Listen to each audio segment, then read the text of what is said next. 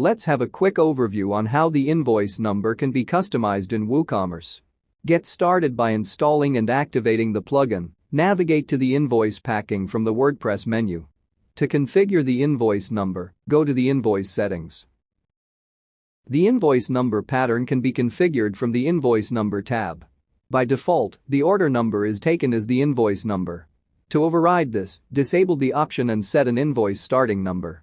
You can even reset the number and assign it accordingly.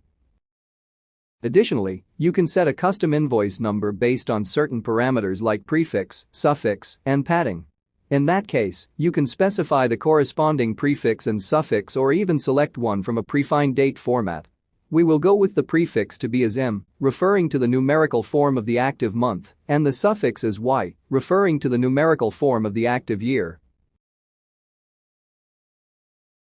You can specify the total length required for the invoice in the invoice length field. If the length of the generated invoice number is less than the provided, it will be padded with zeros to maintain the total length. Update the settings to save the changes made. Let's have a look at the invoice number with the above configuration in place.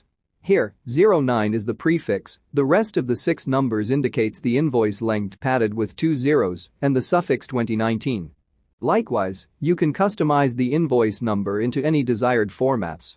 Thank you for watching.